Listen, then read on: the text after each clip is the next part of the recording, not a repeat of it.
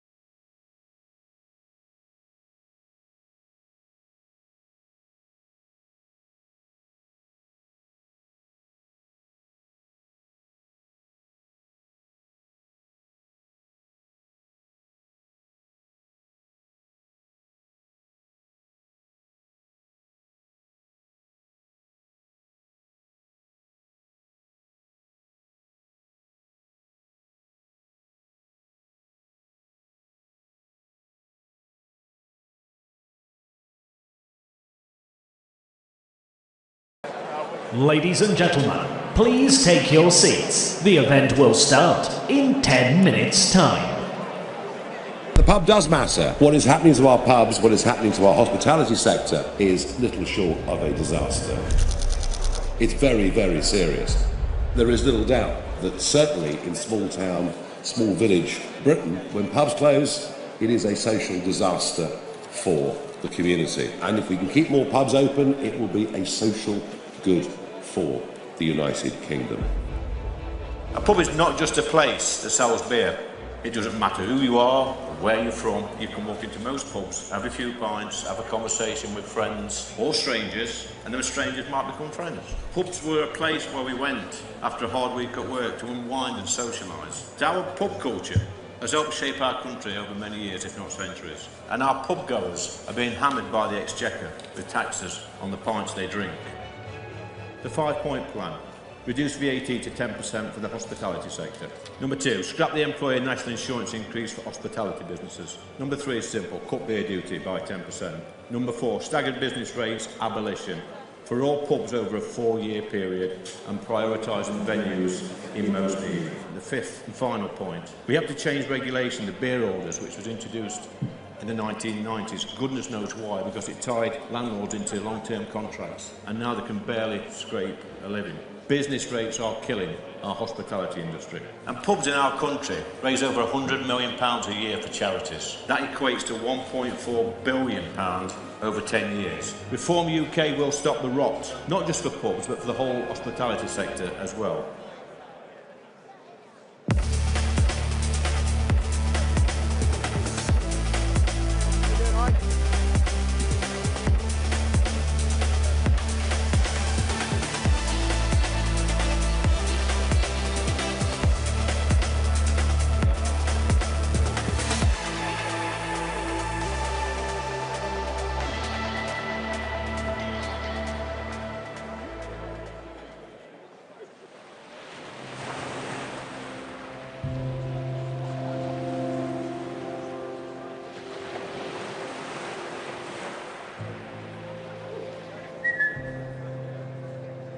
Sit. Good boy. Pebble, sit. See, they do what they're told. Do you want a treat? Yeah, no, I've run out. I haven't got any more. I think when you buy the sea, the weather is everything. It's something you can't control in any way at all. You're out here, exposed to nature. You're not actually the master of your own destiny. It might start raining in 10 minutes' time. I just find, to be honest with you, I spend my whole week surrounded by people. You know, do this, decide that, and out here, being on my own with the dogs. It's a joy. I've always loved the coast, ever since I was a kid, been fascinated with the sea, and so it's actually pretty cool to represent the seaside constituency. We've got miles of sand, and then this bit with the sandstone cliffs and the marshes out beyond. I've fished with all my family over the years, and certainly my 2 sons have really taken to it in a very, very big way. Yeah, the trouble is it all gets a bit competitive. Who's catching the most, who's catching the biggest fish. You think you're out having fun, but somehow, blokes together fishing, yeah, it does get a bit competitive.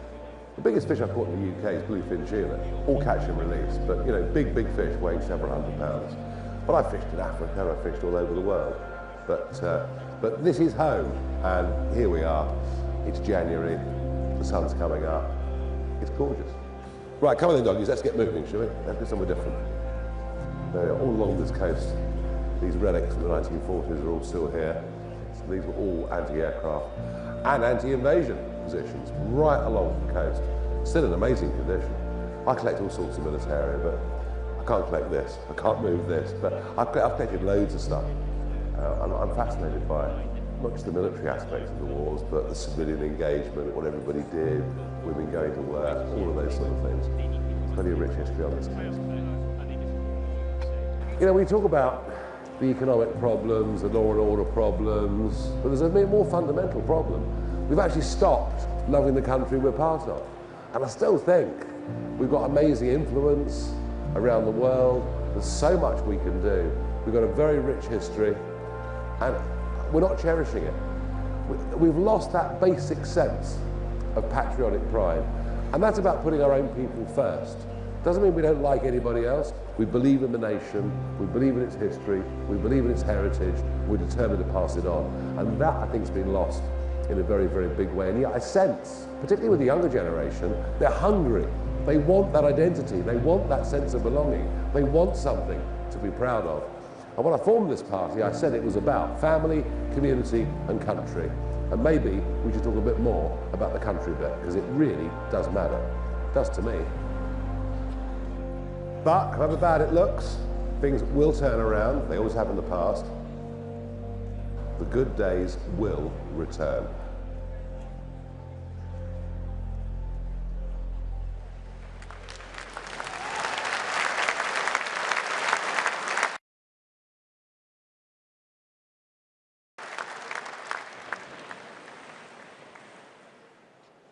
It's time for the truth. Those that came before us built a great country, but we are set to lose it. These people run Britain as if they hate it. But whilst this government is accelerating our decline, they didn't begin it. The Conservative Party betrayed its voters. They don't have the stomach for the radical change that Britain needs. Nigel was all too often a lone voice of common sense. They laughed at him. Well, they're not laughing now. I'm proud to join the more than 270,000 people who are members of Reform UK to join this incredible movement, a national movement that will pool Britain's talents, experience and expertise and deliver the real change we need. With Britain on the brink, in real danger, this is what we must do. Britain is broken. Britain needs reform. And reform needs you.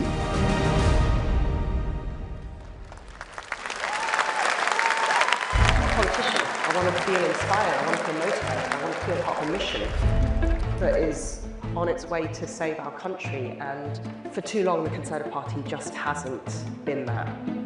So, you know, it's been a growing realisation. It's just become apparent how toxic the Conservative Party is, how it's not for me. It's not for me, and I'm very happy to be leaving the Conservative Party behind. How are you?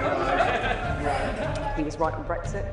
He's been right on immigration. Far before many people were talking about these problems, he was brave enough to raise his head above the parapet and voice the anger and the frustrations that millions of Britons have been experiencing. Somebody who's reached high office in the Parliament, reaching up to the Gran, the Home Secretary, who was there during those years and saw the betrayal, and now has the courage of her convictions to come and stand with me on a reform platform and speak to you today. Ladies and gentlemen, please welcome former Home Secretary, Gran. I want to say thank you. I feel like I've come home.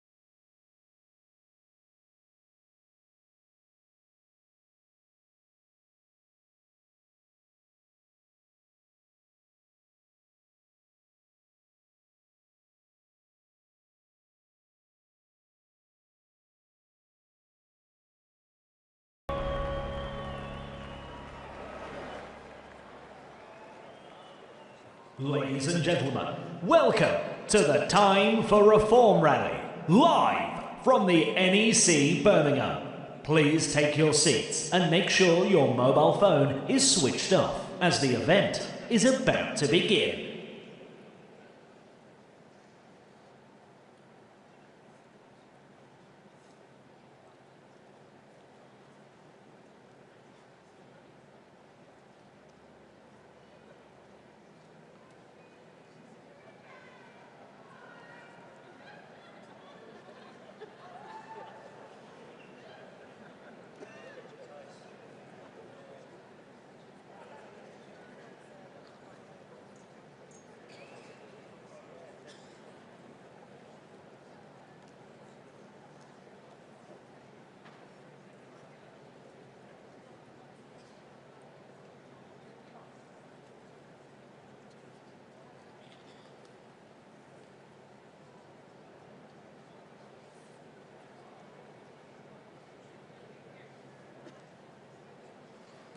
Please welcome to the stage your host for the Time for Reform rally, broadcaster Jeremy Kyle.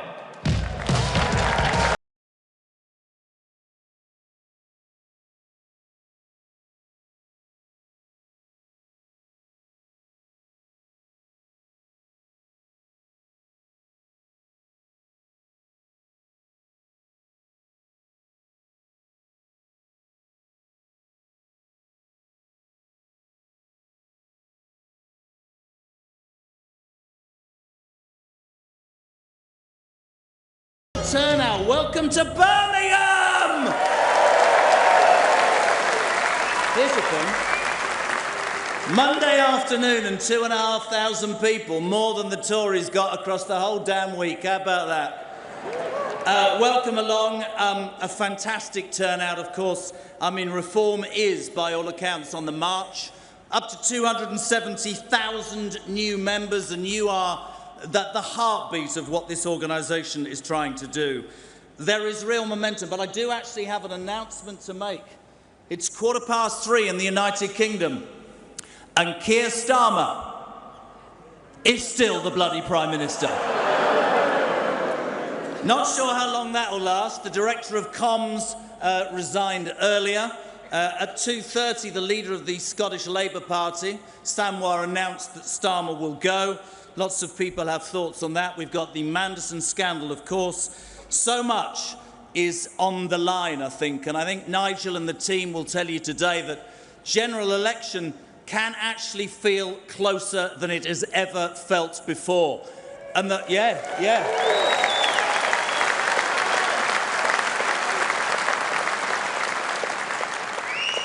Some parts of the media will tell you this is media noise. I think it's real momentum, and I think the 2,500 people here today will tell you that there is a vibe in this country that is getting stronger and stronger by the day. We thought we'd come to Birmingham, a city at the heart, Britain's second city at the heart of the United Kingdom, and to be fair, a place that's experienced many problems and a place where real change needs to happen. And Reform tell you the change starts right now, ladies and gentlemen.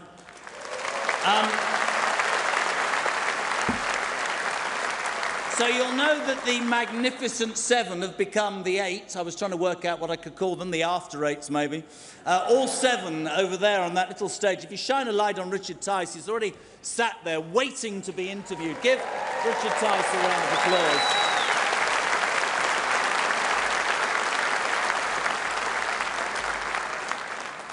So 8 members of Parliament, including Nigel, of course, 3 new members, 900 councillors, and of course it all aims towards May the 7th. There's elections in England, Scotland and Wales.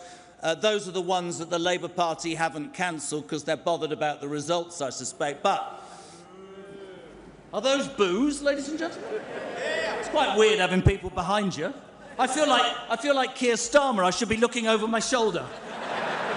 Somebody stabs me in the shoulder blades. Listen, we're going to go over there, we're going to interview all 7 members of Parliament, and then the big moment later on, the man that many people believe will be the next Prime Minister of the United Kingdom, Nigel Farage, will be on this stage later, ladies and gentlemen.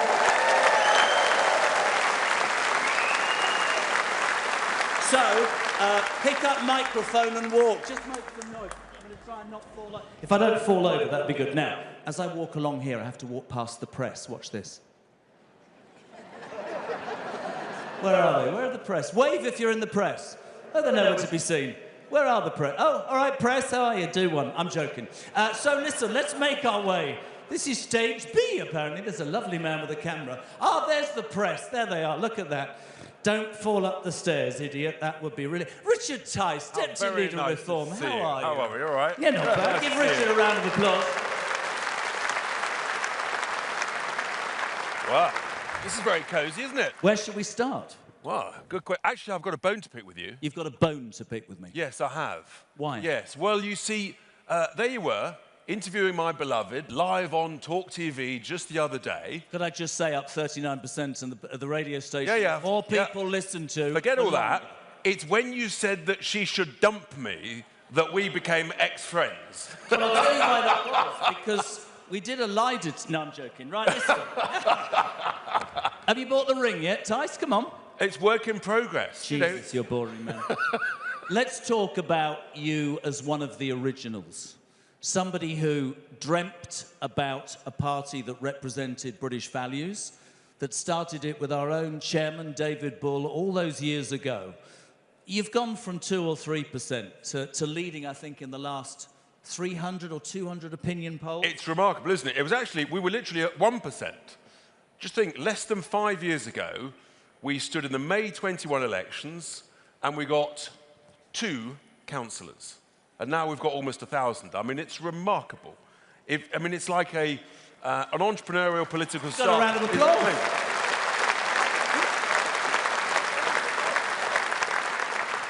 One of the criticisms of the Labour Party for many people is that when a government comes to power and talks about growth, growth means business.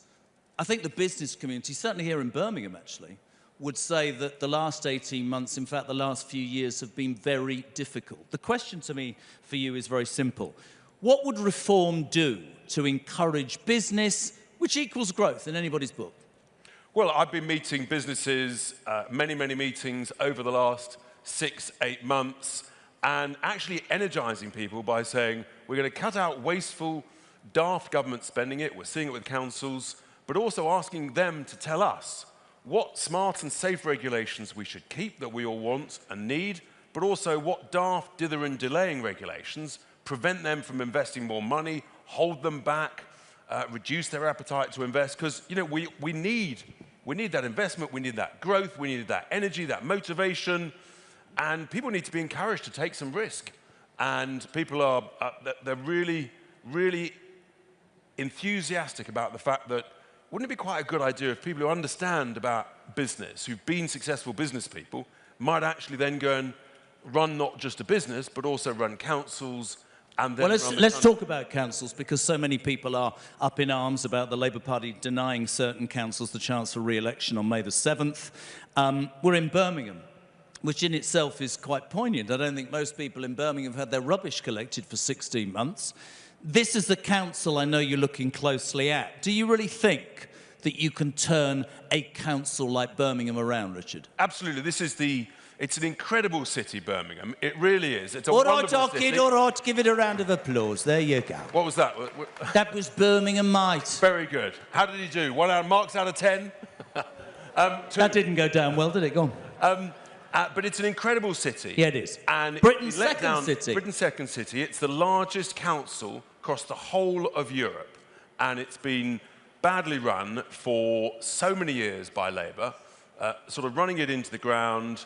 And yeah, we can turn it around. And our ambition is to say, if you want to fix Birmingham, then vote reform, and we can turn this around. And what a great thing that would be, this incredible city, sorted, saved, and fixed by reform. And we've got to be ambitious. I think ambition's really important. One of the biggest things that you read about and hear about every day is the media will say, oh, reform's about, it's about headlines. There's no substance. And what I'm interested in is, what do you hear when you're out and about? What do people say to you on the streets and on the doorsteps? What's the #1 issue that reform must deal with?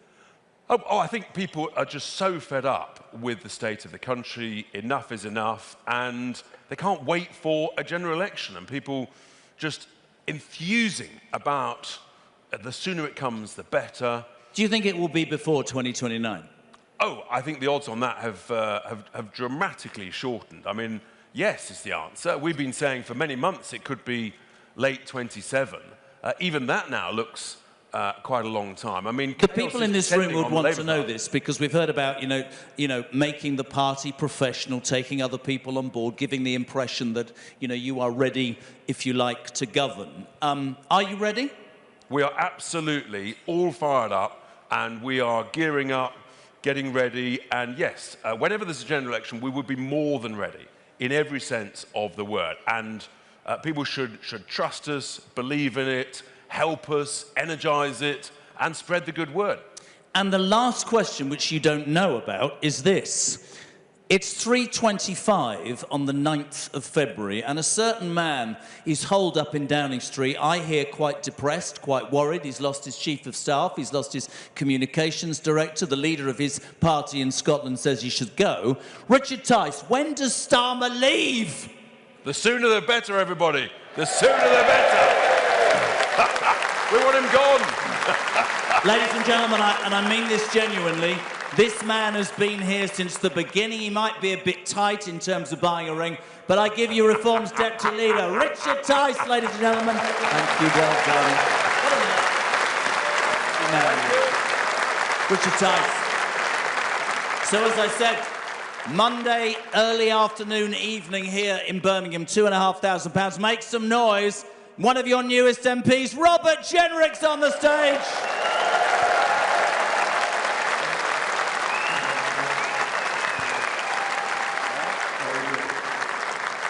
How are you, new boy? I'm very good, and I'm not late this time, unlike on the night of my defection, but it's very good to be here. Quick question. What's the biggest difference between Reform and the Conservative Party that you've noticed since you've joined? Look, if the Conservative Party had tried to organise an event like this, how many people do you think would have turned up? 2 people, someone said over there.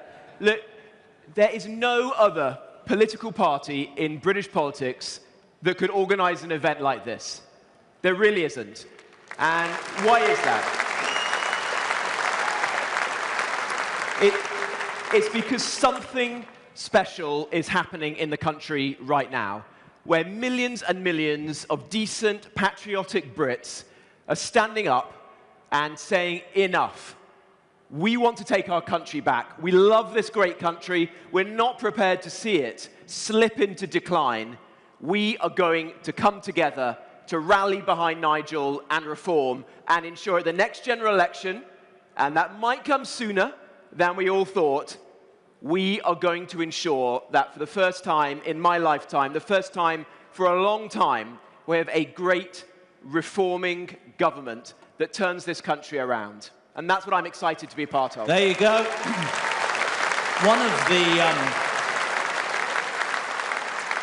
One of the phrases that gets bandied about a lot is broken Britain. And I think even the people in Birmingham, with the problems that they've got in the council, would say that so many parts of so much of this country are broken.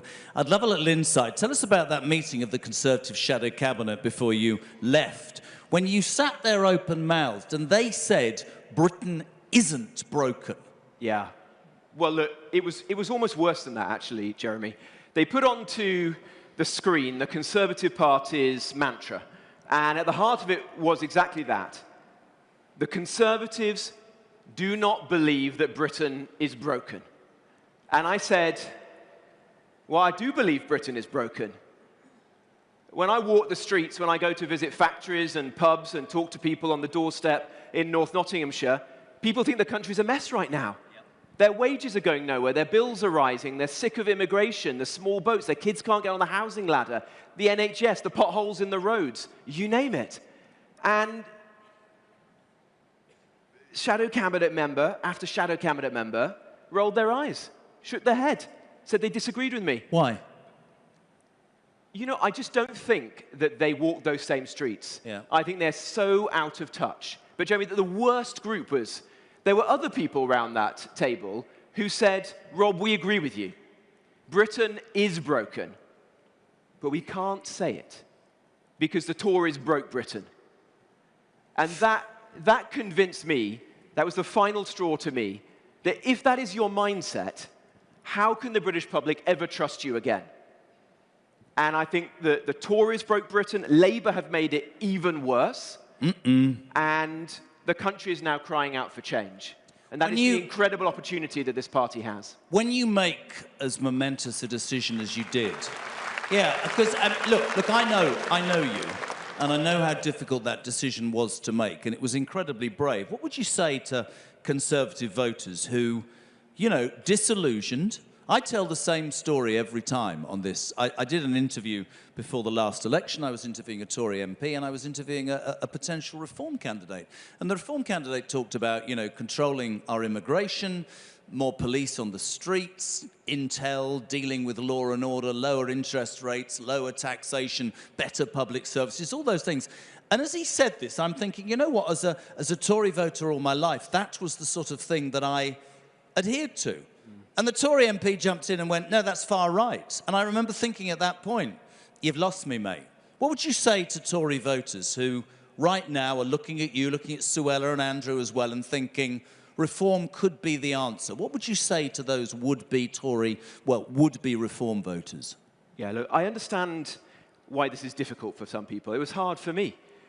Many of us have deep loyalty to political parties, either because we've been members of them, we've served in government alongside them, or we've just voted for them time and again. Look, I joined the Conservative Party when I was 16, in 1997 in Wolverhampton. There were not many 16-year-old Conservatives just up the road in Wolverhampton, exactly.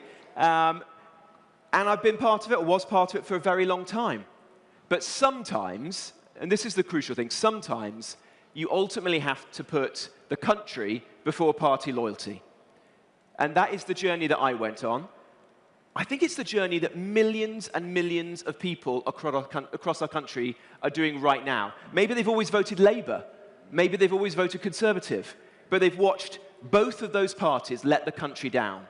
And they see the country in this moment of peril, and they think, I'm not prepared to let this great country slip through our fingers. So I'm going to put aside the way I've always voted and put my faith in us, in reform, in you in this hall today. And that is why we've got to make sure that we use the days, the weeks, the months ahead wisely, because we can't let those people down. I am convinced that when the general election comes, people will vote for change, and that we will get Nigel into Downing Street. We will get a reform government, and that government has to do what, frankly, no government has done in recent times: arrest our decline, stop the boats, secure our borders, raise living standards, fix our public services, restore pride in our country once again.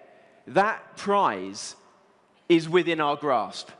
We've got to ensure that we just do everything in our power, day and night, from now until the general election, to make sure that we do it and that we don't let the British public down when we have the honour of serving this country. Ladies and gentlemen, you heard it, Robert Jenrick. Thank you, my friend. Very good. Thank you. Thanks, everyone. Robert Jenrick, look, waving. I might do a bit of that. Right, no. Next up, ladies and gentlemen, a man who's been there almost from the beginning, the Chief Whip, the main bruiser, Lee Anderson on the stage, ladies and gentlemen. How are you, son? All right. How are you? I feel good, Jeremy, to be honest. Is this working? Yeah, I feel good, yeah. You look like Madonna. It's like our second home, this place, isn't it? It is, yeah. We're a couple of times a year. It's great. Mate, I wanted to ask you something just off the cuff very quickly. You've been there almost from the beginning. You were one of the first to cross the floor. I was the first, but I don't like to talk about it. Well, I think you should. Yeah. Why do you not want to talk about it? I do, really. I was the first Reform MP, and I was the first elected Reform UK What do you MP. make of the new lot, Lee? I'm not sure about some of them, but... you know what, I am quite angry with one of my MPs, one of my flock, and that's Richard Tice. Why? Because he hasn't bought a ring? He's got engaged to this beautiful woman, and the old skinflint has not even put his hand in his pocket. Do you know what he says? Do you know what he says to me every day? Oh, you've got to be patient. No. For a man with his means, it's just buy a ring, Tice. It's not just that, Jeremy. A man of his age as well. I mean, the clock's ticking. Let's not talk about age. I mean, to be honest, he's punching. Lee, a lot of us watched you recently launch with Nigel Reform Save Our Pubs campaign, which I think resonated with so many people for so many reasons. Why is it so important to you in Reform, my friend? I think I do like to support my local businesses in my community. I do spend a lot of time in the pubs, purely political reasons. Of course. Of a weekend. You don't drink, do you? We always say, me and Nigel and the rest of the team, always say that every pub is a parliament. Yeah. When you go into a pub, Jeremy, you've got England football managers in there, you've got rugby football managers, cricket managers, you've got experts in every single field, sit in a pub on a Sunday afternoon, talking nonsense a lot of the time, sometimes they're talking common sense, but it's about opinions. People can go and swap opinions, and, have a few pints, and it's great. And I just think that this government, they don't want anybody to have their own opinion. They don't want people to socialise and mix together. Pubs are, pubs have been around in They're that the country. hub, aren't they? They're a hub. Yeah. you know, if you're down in the dumps, go out and see your mates. They're a great place. One of the things that, doing what I do, that I see as a main criticism of where we're at the moment politically, and I include the Tories and Labour in that, is that, you know, it's based in Westminster. It's almost divorced from the people in this country. One of the things that Reform, and you certainly do, you spend a lot of time travelling around the country. David Bull, our fantastic chairman, does the same, meeting members, meeting the sorts of people that have come today on a Monday afternoon. What makes members so important to this movement, Lee? They are. Nigel always says they're the people's army, and they are the people's army. And the great thing about our membership, which a lot of people out there in Westminster don't realise, Jeremy, is I would say that 70% of our membership have never been in a political party before. They've just sat by and watched, and they're disgusted with what's happening to our country. And they've said to themselves, enough is enough. I'm getting involved. I'm coming to rallies. I'm delivering leaflets. I'm standing for council, maybe stand for Parliament. But the most important thing is they're stepping up for their country, and they are part of the People's Army. And thank you, every single one of them. There you go.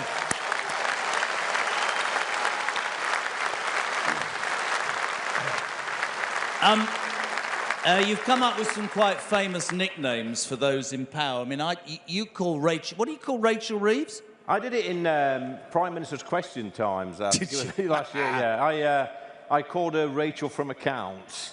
And I think she looks like Richard III if you have a look at a picture. Well, there's a few other names, a few nicknames. But there's quite a few in there. We've got Mastermind, David Lammy. Calamity Lammy, ladies and gentlemen. Can I just take a moment? I mean, I'm sure this won't happen, but if Starmer does resign, either this afternoon or whatever, can we all just cast a thought and think, even if it was for a week, Calamity Lammy as the Prime Minister of the United Kingdom? It's shocking, Jeremy. I mean, this is a thing. Most of the country wants Starmer to go, but who's going to walk into number 10 behind him? Is it going to be Lammy? Is it going to be Angela Rayner? She's had a makeover, Angela. Oh, dear, I think she's throwing the money away, isn't she, to be honest with you?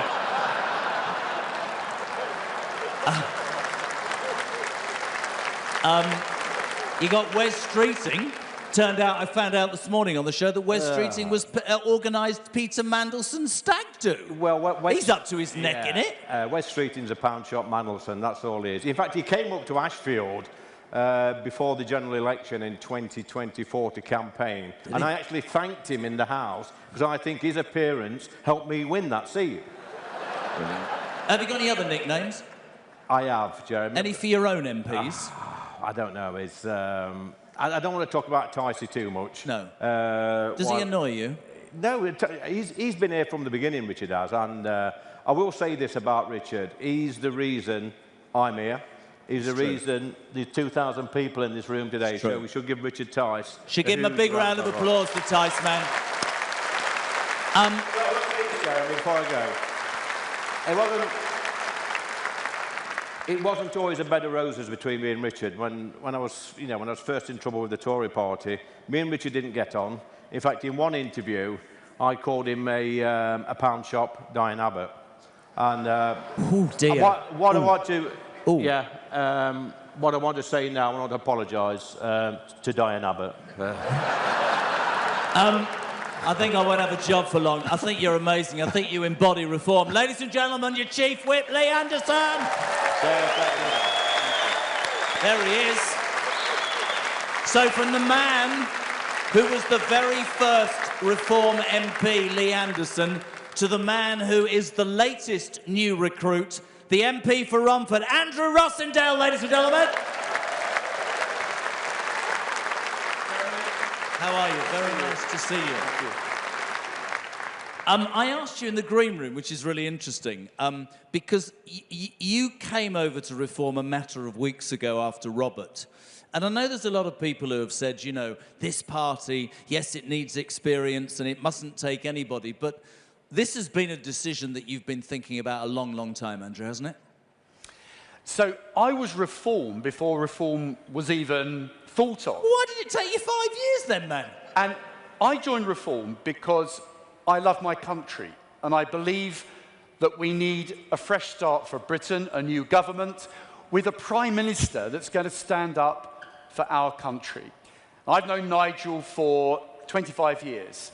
I've always believed in the same things as what Nigel believes in, but I fought very hard and very vocally within the Conservative Party to get them to be what we should be, a country that stands up for Britain.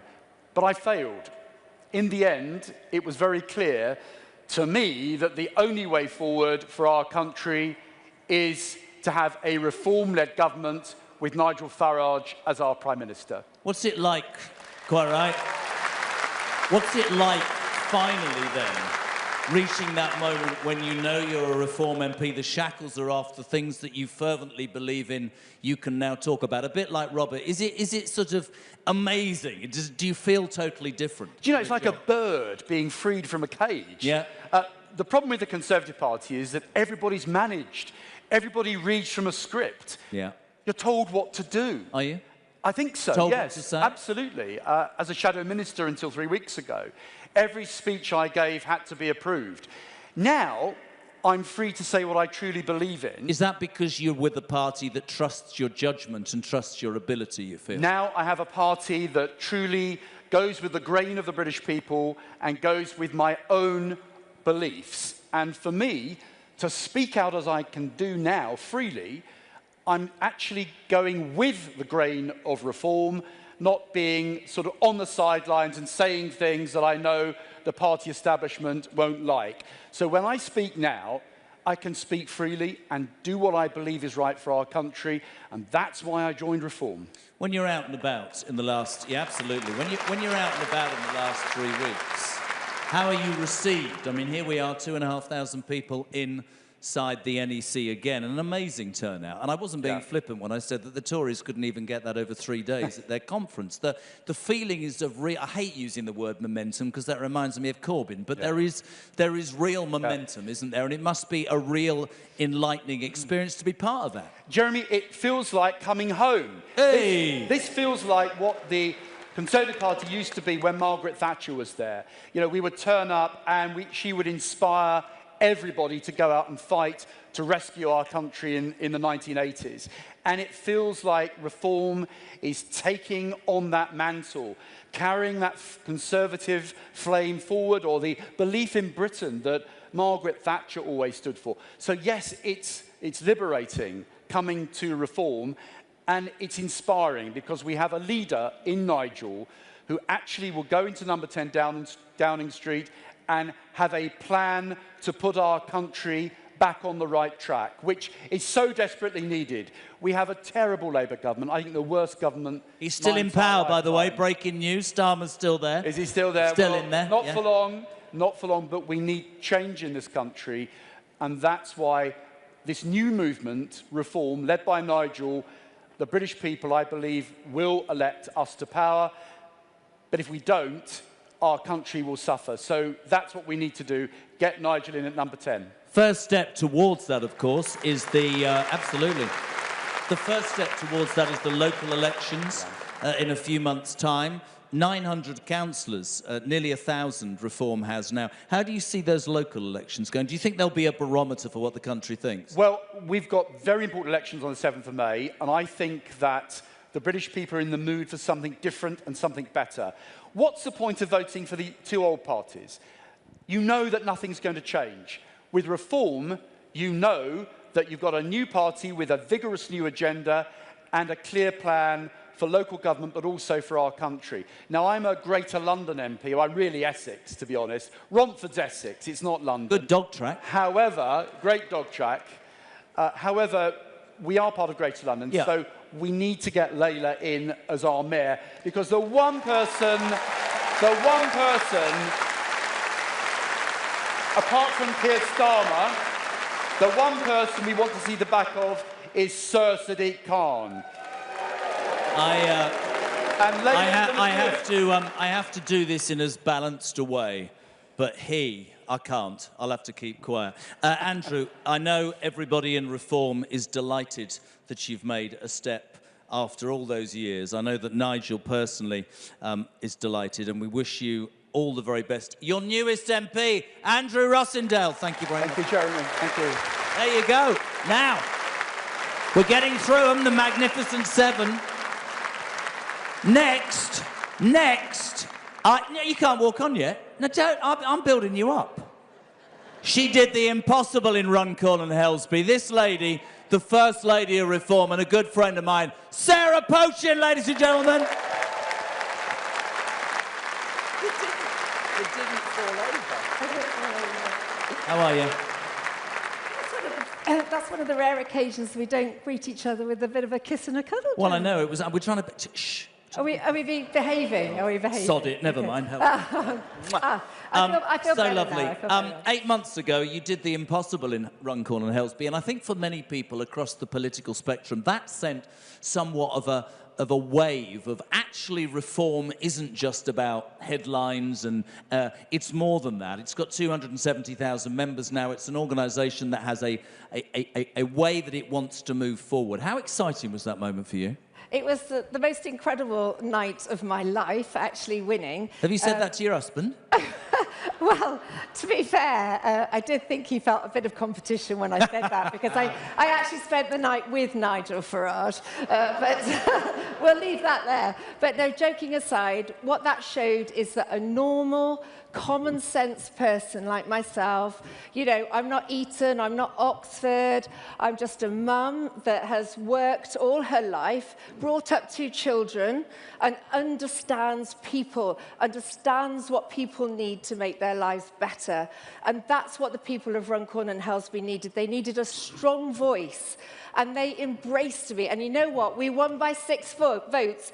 If we had an election tomorrow, I guarantee I'd win by 8. 6,000 Oh, votes. 6,000.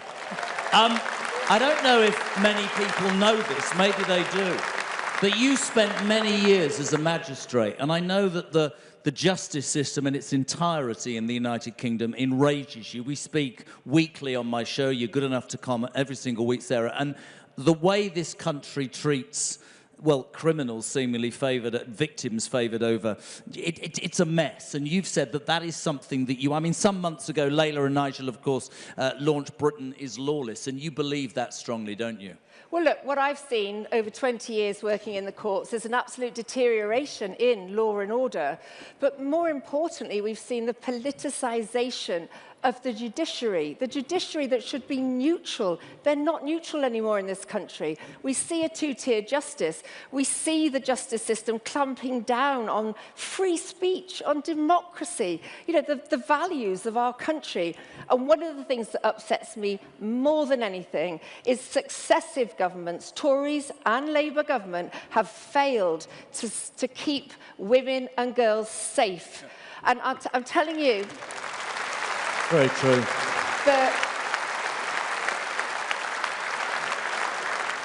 The grooming gangs scandal is a disgrace, because every single day that goes by and no politician puts that inquiry into, you know, into first gear and gets it even off the ground, every single day another young girl is raped, abused, drugged, threatened. Can I ask you a question? Would a reform government instigate a national inquiry straight away? Because I agree with you. We were talking this morning on the show about, you know, the Prince and Princess of Wales and Epstein. The national... That grooming thing is the most disgusting stain, is it not? Would you guarantee, if you're involved in that process, that a reform government would do something about that instantly? Instantly. Absolutely guarantee it.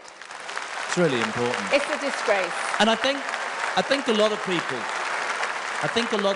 Sarah, talk about the economy quite rightly, and there's that argument reform is there's people in reform who have run successful businesses, and frankly, if you look at what we've got at the moment, I'm sure they will do a better job. What about law and order? That is also massively important, is it not? Do you know, one of the subjects that I know inside out, I know about prisons, I know what's going on in prisons, and how the prisons are not being run by prison officers, they're being run by the prisoners in so many places, and that's not the fault of the prison officers. We are employing now cheap, young, poorly trained, poorly equipped prison officers. We're even getting them in from Nigeria. They cannot speak English, and they use cards to instruct prisoners to go back to their cells. That is happening. You know what we need to do? We need to get the military veterans back in the prisons who understand discipline and understand... I was going to ask you about that, because we've always talked an awful lot about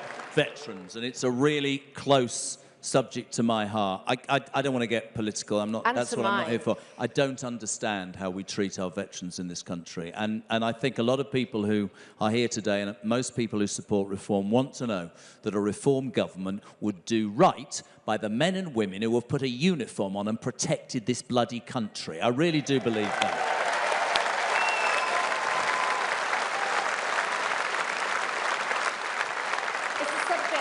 My heart. My dad was in the British Army. He did 3 tours of Northern Ireland.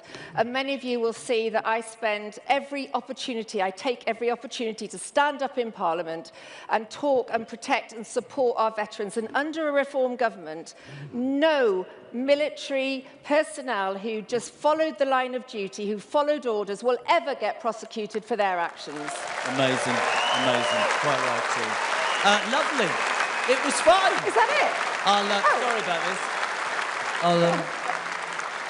I'll see you in the morning then, yeah? I'll see you in the morning. 8 o'clock, don't tell anybody. Sarah Potion, ladies and gentlemen, give a round of applause.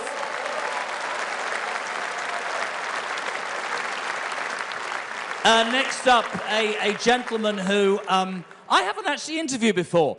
Danny Kruger, ladies and gentlemen. Give him a round of applause. Danny, how are you? Welcome. Thank you.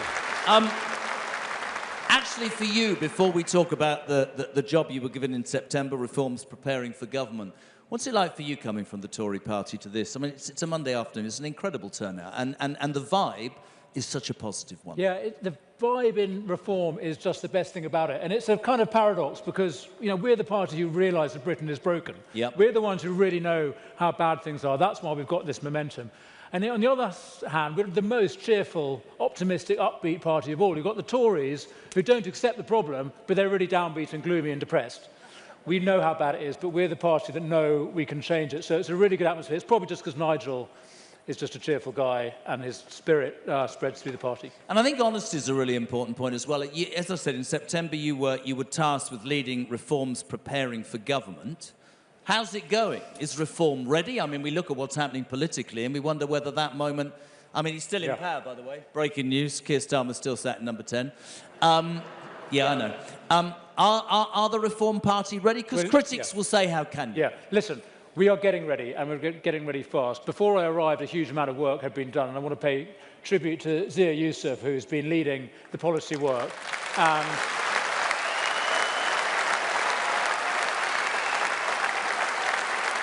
And developing a whole range of very carefully worked out plans, particularly around the border. That's the first thing we've got to do. So we have a properly costed, developed plan for how we're going to restore control of our border. But there's a whole range of other work that's been going on as well, some of which we've announced and some of which we're waiting to announce. But listen, whenever Labour finally collapse, and it might well happen sooner than we think, reform will be ready. Do you know one of the biggest things that gets asked when we're doing the show, and I always put this to Reform MPs, I put it to every MP, all I've ever heard for years, Danny, is the civil service, the blob, they'll decide. When a government falls, 200 people lose their jobs, 100 ministers and 100 sidekicks, but 10,000 in Whitehall sit there. A lot of people will say, it's all right to say you'll have the will to do what you want to do, but history says the blob always comes out on top. How do you change that, pal? We totally recognise that problem. It's not just 10,000, by the way. That's just in the Cabinet Office. That's just the little central secretariat. 10,000 in the Cabinet Office? That's right. You've got 500,000 people in the civil service across the piece. So we have to make significant reductions just in the headcount and the wage bill for that. But yes, the real plan is that we are going to go in not with a flimsy little manifesto, which during the election campaign the civil servants have read and they say, welcome Prime Minister, here's your office, and this is how we're going to implement your manifesto.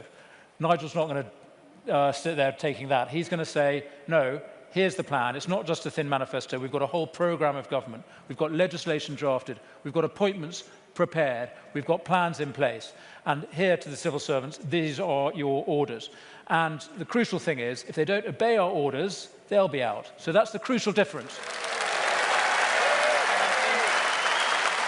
I think a lot of people across different political divides have woken up to the realisation that the civil service... There was a story when the Tories were in Rwanda, and whether you agreed or disagreed with Rwanda, but a bunch of civil servants, I remember, disagreed with it and used taxpayers' money to go to court to say to a democratically elected government, we don't agree. Why do these people, or why have these people been allowed to get the power that they have? You've got a culture in which people think there is a higher authority than Parliament, and it's international law.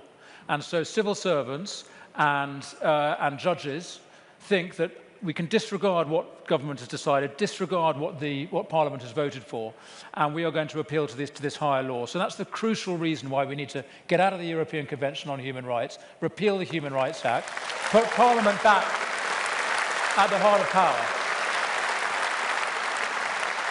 A lot of people, the ECHR is suddenly the bandwagon on everybody's jumped, but your reform, you and your colleagues have been saying it for a long time. What about all those ghastly lawyers on huge salaries that find any law in the land abroad? Do you say that this party has the resolve and the will to, whatever it takes, get out of the ECHR and rid ourselves of the inability, as a democratically elected country, to make its own decisions? Absolutely. That is our firm commitment. Yep. So the first thing we will do is repeal the Human Rights Act, which brought the European Convention into UK law, and we will withdraw from the Convention itself and from the jurisdiction of the court. But because of these years in which the Human Rights Act has brought the Convention into English and British law, there is going to be a whole process of untangling that. But the absolute commitment we have is that there's only one law that will apply in the courts of this country, and those are the laws made in our sovereign parliament. Absolutely fantastic. Danny, MP for East Wiltshire, enjoying today? It's tremendous. Danny Kruger, ladies and gentlemen, thank you very much, Danny. Thank you very much. Thank you.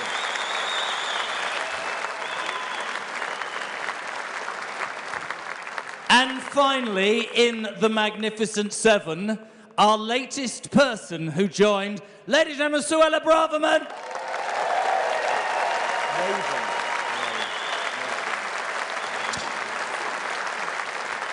How are you? Very well, thank you. That was a bit dramatic, that defection, wasn't it? How was it for you? I mean, it was, the dust has settled a little bit, feeling a bit more calm? Calmer, liberated, inspired, very, very much at home. As Andrew said, as I said on the day, I feel for the first time in many years that I'm no longer politically homeless. I noticed that Andrew said that as a shadow minister, almost everything that he said and did, everything, you know, if he was breathing, he had to check. That liberation, I guess, is energising, isn't it? Yes, I think what the problem with the Conservative Party is, and for me, is ultimately I stopped feeling proud of the Conservative Party. I stopped believing the Conservative Party, and I couldn't even trust my own party. There'd been too many betrayals. There'd been too many broken promises. And I gave it some time. Things didn't change. And it feels wonderful to be in such wonderful company and in a party that I have faith in, that I believe in, and that I know, without a shadow of the doubt, will deliver for the British people. It's interesting, you know what my job is. The critics of the defections will say, blah, blah, blah. You and Robert, I know, were very at odds with what happened. He resigned, you left government as well. And I think, as it's a really interesting point, that you took time before you made the decision that you made. One of the arguments that Robert was talking about earlier was broken Britain. Almost a lack of acknowledgement by the Tory shadow cabinet that Britain is broken. Britain is bloody broken. Why is the Tory party scared to say that, do you think, Suella? Because they're deluded. And I've had enough of Tory delusion.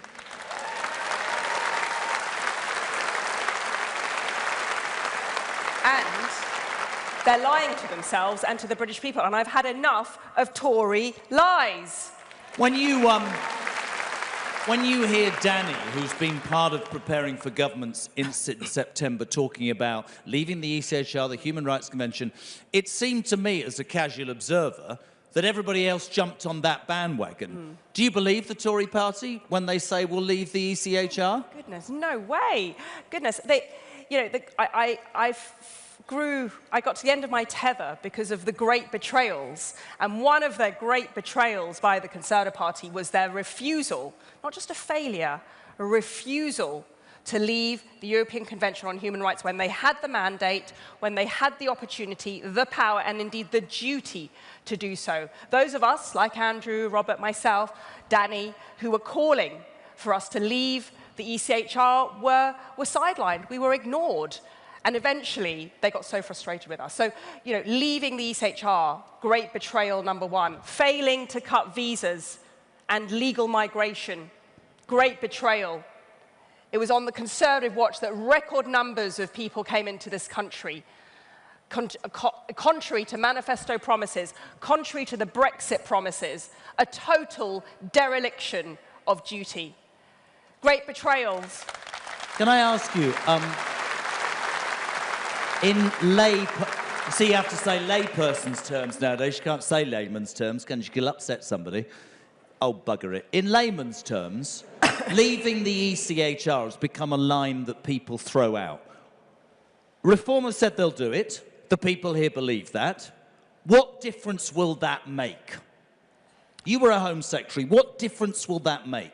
Well, as Home Secretary, I was unable to remove a single illegal migrant to Rwanda because of the ECHR. As Home Secretary, I was unable to deport foreign paedophiles and foreign drug dealers because of the ECHR. The ECHR blocked the flights to Rwanda. The ECHR is the reason why, as Sarah was saying, our brave veterans are being persecuted through the courts. The ECHR is one of the reasons, actually, why the police are so powerless in the face of protesters, militant protests. The ECHR has totally crippled the government's ability to deliver law and order and border security for the British people. But so why can't successive governments have worked that out? Why is it only Reform initially that stuck its neck above the line with Nigel and said, we'll leave the ECHR? Are they stupid or what? That's a great question. Because there is an orthodoxy, there is a consensus within the establishment, and by the establishment I mean Whitehall, I mean civil servants, the judiciary, and I'm afraid the Conservative Party. It is part of the establishment. There is a consensus within the establishment that the ECHR is sacrosanct. And no way on earth could any respectable country dare to leave it. And that is an outdated view that is not serving the national interest anymore. They always thread out, don't they? Yeah. It's very similar to the European Union. You know, Nigel was the original Brexiteer. I voted to leave the European Union because an institution which started with very respectable goals ended up destroying our democracy. There comes a point when you say enough is enough, immigration is too high, our democracy is being undermined, our freedom, our sovereignty is being crippled. We have to move on, we have to change, and it takes courage, and that's why I'm very inspired by Nigel Farage. It's really great to meet you, because as a Tory, you'd never come on the show, and thank you for wearing an outfit that matches the chair. I thought it was absolutely My John Travolta jacket today. Your latest MP, Suella Braverman, ladies and gentlemen, stay there, stay there, stay there. I'm going walking. I will come on your show. She just said, I'll come on your show, you're very nice. Round of applause. The wires are falling out.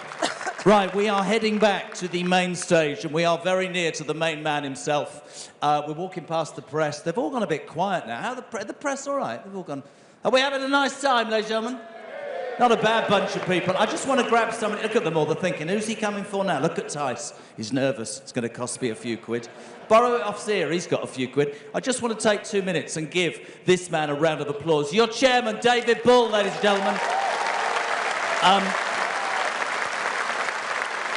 The job has encompassed almost all of you, and you have put your heart and soul into this, haven't you? Yeah, I really have. It's extraordinary. I feel really like a proud parent, I suppose, over the many years. 8 kids more than me. So, look, Richard was right. Without Richard, party wouldn't be here. We were polling at 2%, 3%. We are now polling at 32%, 10 points ahead of any other party.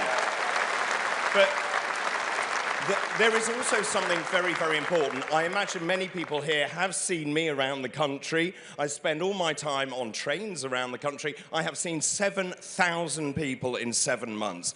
And this party is being built from the ground up and not the top down. And Lee made this point. This really is the people's army. And actually, when I'm going around the country, people say to me, we really need you because this is the last chance saloon for the United Kingdom. If reform does not deliver, we are in big trouble.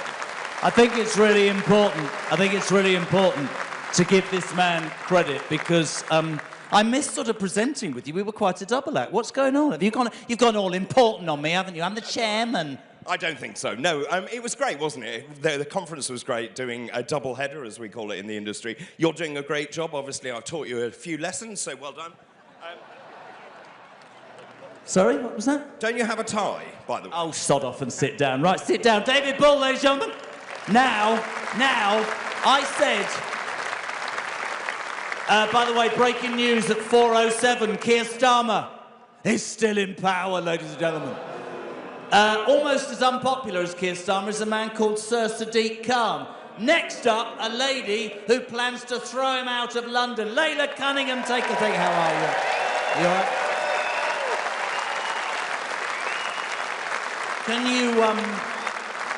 Can you really do a job on Sadiq Khan? I'll do more of a job. I've got a message to Sadiq. Oh? His time's up. Because everyone in London knows that London should be the greatest city in the world, and the only party that's going to bring that about is reform.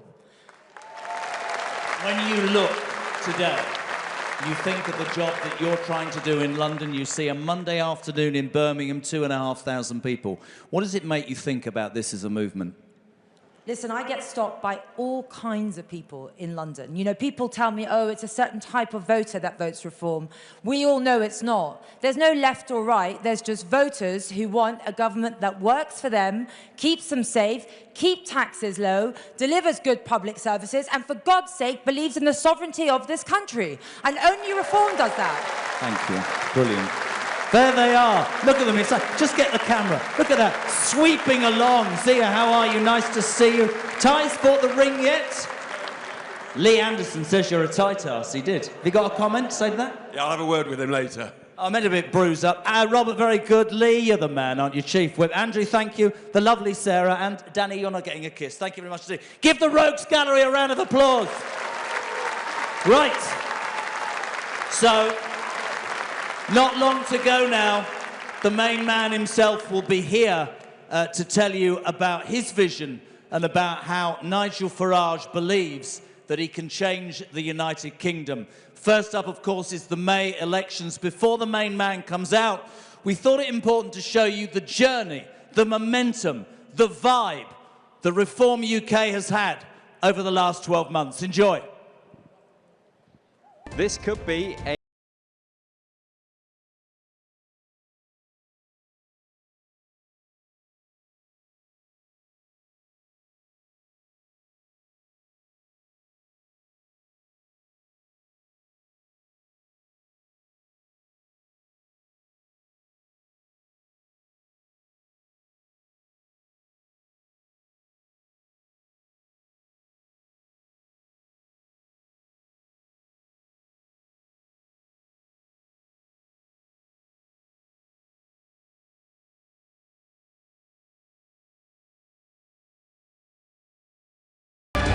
I will welcome Robert.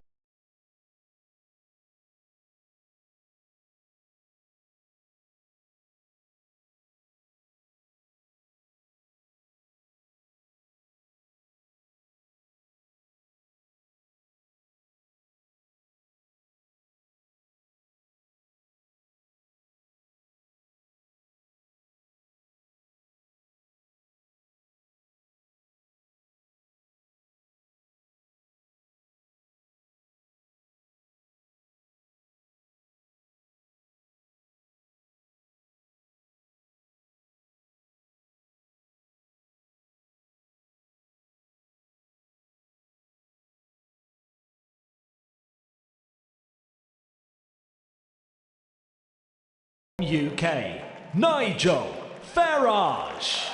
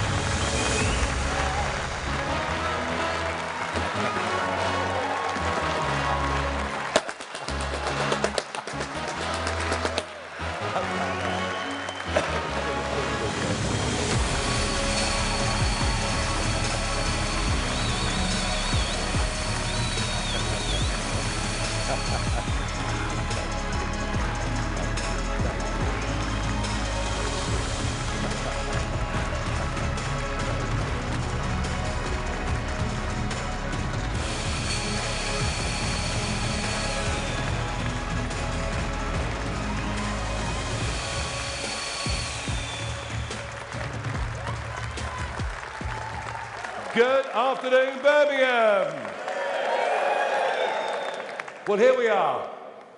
Reform UK meeting in Birmingham. There's joy, there's optimism, there's humour, there's great belief that we can turn this country around. And yes, there are fireworks, and we enjoy ourselves. But spare a thought.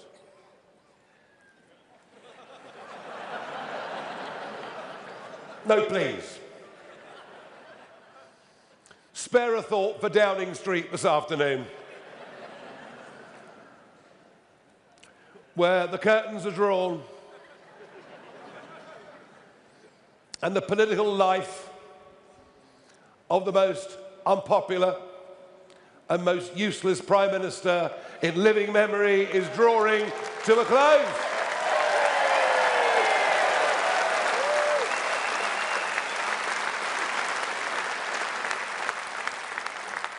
The Mandelson saga tells you all that you need to know.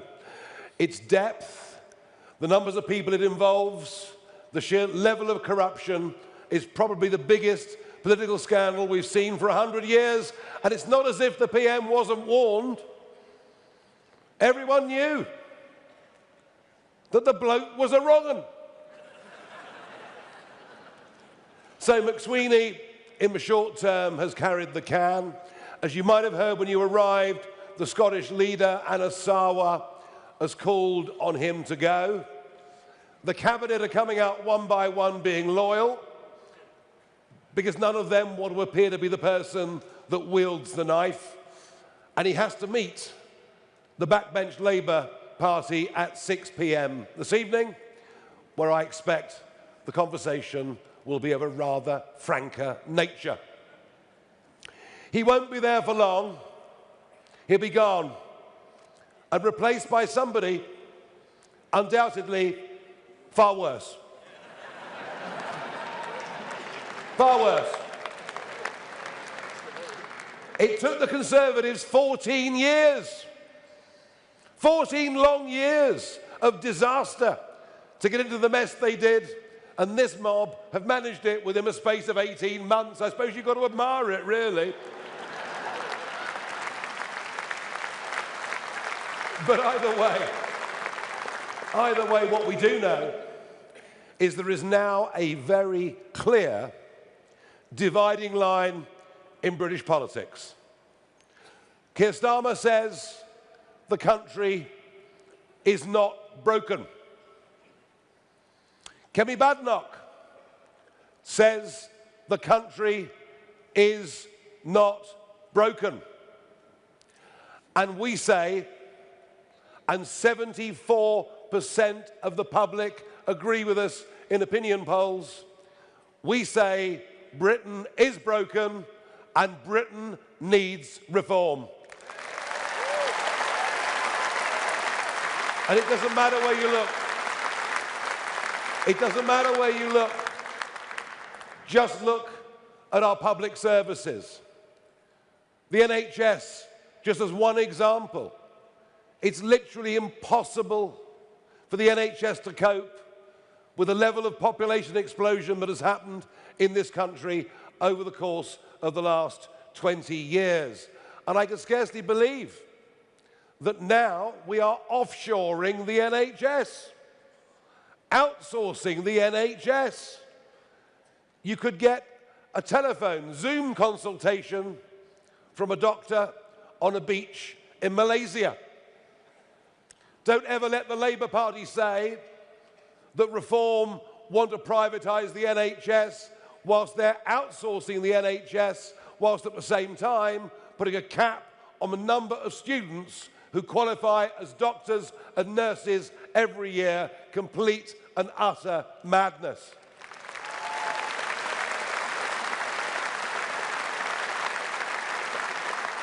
And of course, our borders are completely broken. And this, I think, in many ways represents the greatest breach of trust between the governors and the governed. You think of it, the 2010 manifesto from the Conservatives, the 2015 manifesto from the Conservatives, the 2017 manifesto from the Conservatives, promising to reduce net migration to tens of thousands a year. And then in 2019, a Boris majority, Brexit done, every reason to believe we'd get a grip.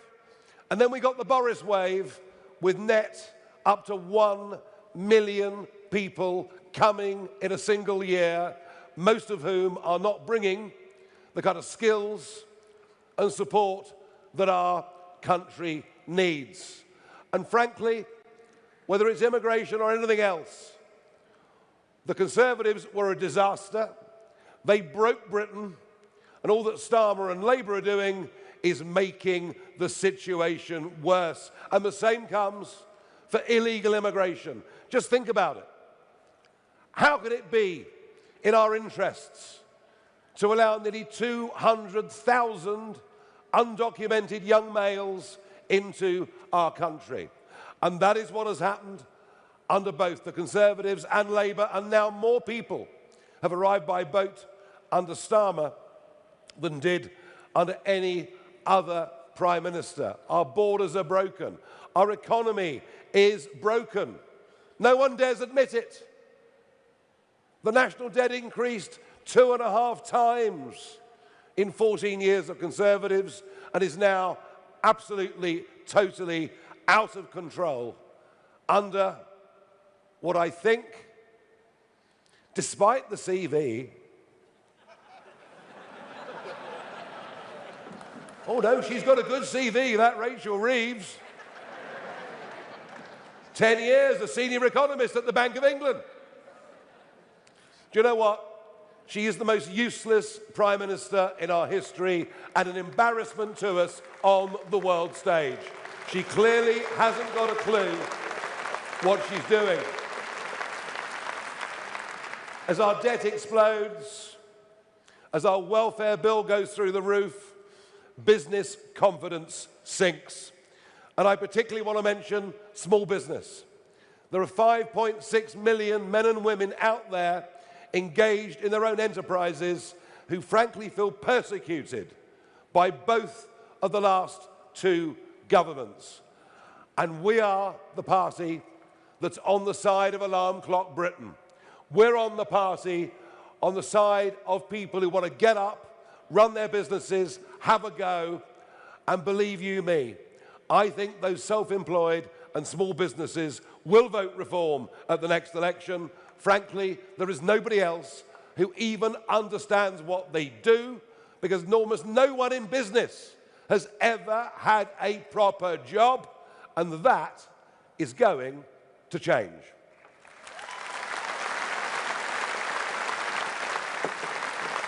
We are deindustrializing at a rate of knots. Heavy manufacturing, heavy engineering, shipbuilding, cement making, chemicals, steel. You can go through the long list. It's all gone off to India and China. And then the very same goods are exported back here. And we're doing it in the name of net zero. We're doing it in the name of saving the planet, despite the fact the goods that are offshored are produced to lower environmental standards and then shipped all the way back. It's incredible. In 2010, we spent £6 billion importing energy from overseas. In 2024, we spent £36 billion importing energy from overseas. We are taxed at the highest level we've been since the war, and many, many people, not just the rich, but many bright, young, ambitious people are leaving our country in what is now approaching an exodus. Our economy is broken. And have a look at our politics. That is well and truly broken. Well, you can see how broken the Labour government is, but think of the 4 years of endless psychodrama the last Conservative government put us through. Too busy fighting each other to even consider standing up and fighting for the voters and the people of this country. We have a Prime Minister who is not a leader, and things are changing on both the centre-right and the centre-left. For all of our lifetimes, we've understood that there was a two-party system that led to government in Britain. And I can say today, for the first time, the two-party system we've known all of our lives is now over. It's gone. It's consigned to history.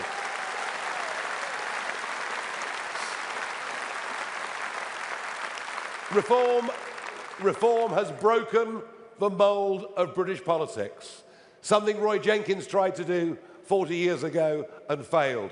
We have broken the mould, and that's why we've led in the last 200 opinion polls. And I must tell you that I approach May the 7th and those elections in Scotland, in Wales, in all 32 London boroughs and thousands of seats up and down the country. I now approach May the 7th with a growing sense of optimism every single day. I really do.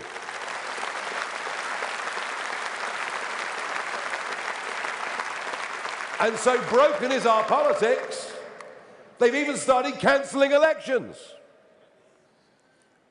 I thought only banana republics cancelled elections.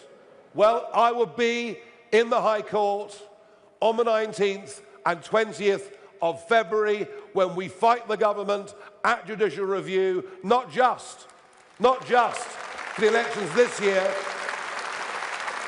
but to think that in the case of Norfolk, of Suffolk, of East and West Sussex, if this goes ahead, it will be the second year in a row that elections have been cancelled. We go into that court fight with every reason to think that we are going to upstage the establishment and that we are going to win and re-enfranchise 5 million people.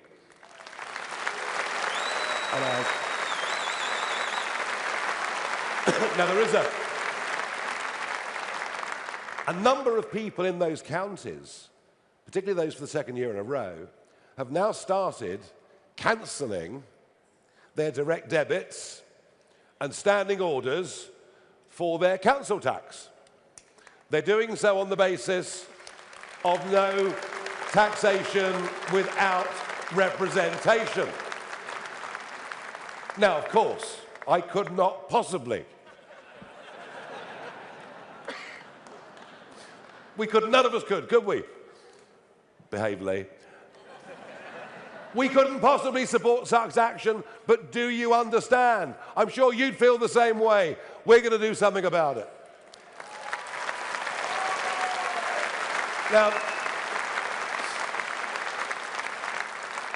if Sir Keir or whoever follows you, and if Kemi, if you don't believe Britain is broken, I tell you what, come here to Birmingham, because Birmingham is well and truly broken. The city is bust. Another volunteer to stand for the council elections. Thank you very much indeed, sir. The city is bust, and of course much of it caused by a piece of EU law written into the Equalities Act. as the rubbish piles up on the streets. It is said there are rats here today, the biggest that have been seen since the Western Front many years ago. And sectarian politics. Sectarian politics is now here, alive and well, in what we've always known as Britain's second city. People now voting purely on religious grounds. There's even a candidate standing in Birmingham who's a former convicted terrorist. But this is all thought apparently to be okay. And this, egged on and encouraged by a police force who, when they banned the travelling Israeli football fans, did so simply because they were Jewish. That is what Birmingham has sunk to. A deindustrialised city that used to be the workshop of the world, slayed at the altar of net zero and the highest industrial energy prices in the world. Birmingham is broken. Birmingham needs reform. And I dare say on May the 7th, Birmingham is going to get reform.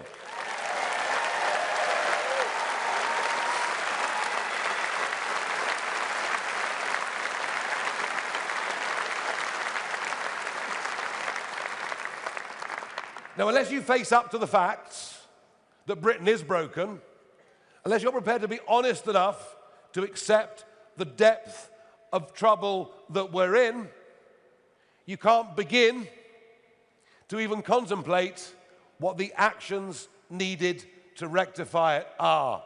And that, I believe, is what gives us, above all, our biggest advantage over our competitors who've still got their heads very, very firmly tucked in the sand.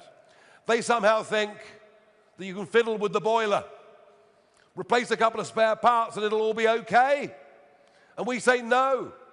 We need a brand new boiler and not a heat pump. We need a completely brand new system. So Britain is broken. Britain does need reform, and reform will fix it. We've got the character, the attitude, the mindset, the optimism, the belief. Nothing will stop us from doing it. We will fix it, period.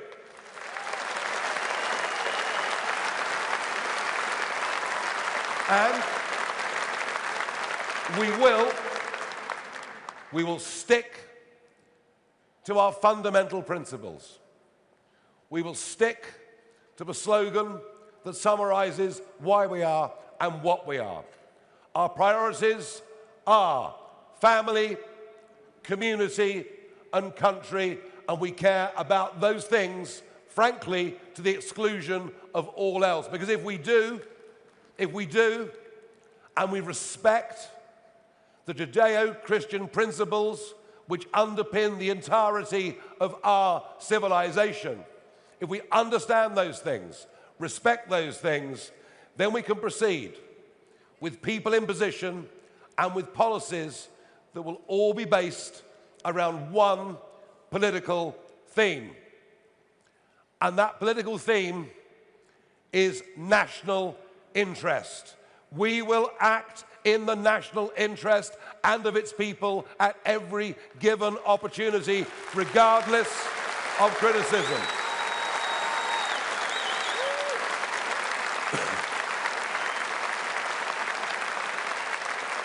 We will no longer kowtow to the European Union or unelected European commissioners. We will no longer even listen to illegitimate United Nations courts like the ICJ, who, with a judge from Russia and China, have persuaded our Prime Minister to give away, no, sorry, not to give away, to pay to hand over the strategically important Chagos Islands. We will not be listening to courts like that in the future. We'll be acting in our own national self-interest.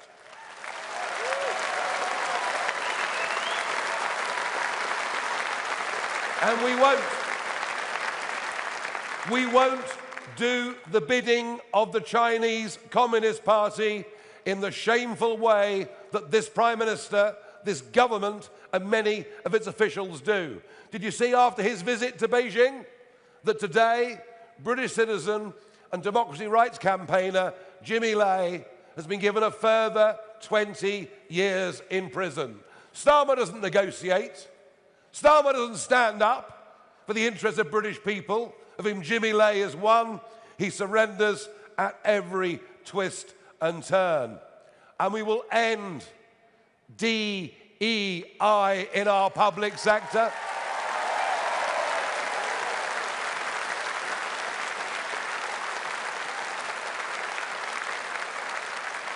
Get rid of two-tier policing, of two-tier justice.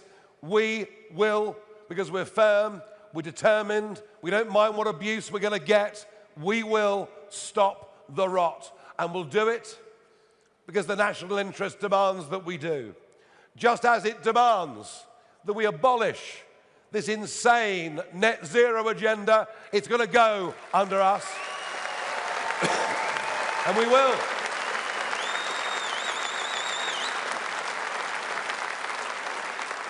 We will get the North Sea operating again. We'll get rid of the ludicrous taxation that Jeremy Hunt and the Conservatives put on and Rachel Reeves made worse. Whether you like it or not, we will be using oil and gas until at least 2050. So in that case, why not simply produce our own? It makes sense. It's in the national interest. And we will look to countries like South Korea, who were able to do nuclear energy with no concessions on safety for a quarter of the cost that it does our bungling idiots in government. We'll produce oil and gas, we'll build nuclear energy, because frankly, we're going to need it. Not just for existing manufacturing, what's left of it, but think of the 21st century technologies. And by the way, we're the only party really thinking about this. Think about AI. Think about data centers. Think about the world of crypto, which isn't going away. To be engaged in that, you need more energy than we've ever produced in our histories. We must and we have to be ready for that because it is in the national interest.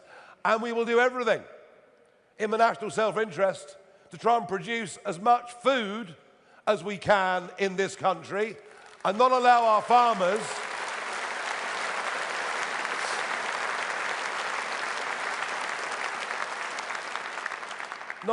farmers to be bought out by those biodiversity deserts of solar farms. Let's produce food and get rid of all the solar farms. Simple as. And while we're on security, Starmer's hideous 11-year surrender of much of our fishing to European countries has been a hammer blow to coastal communities all over this country, and we will take back what is rightfully ours, give our fishing industry a chance to live and thrive.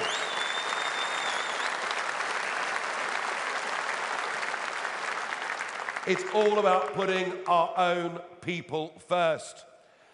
And in our national interest, we must stop extreme teaching unions poisoning the minds of our kids. We've got to stop this happening.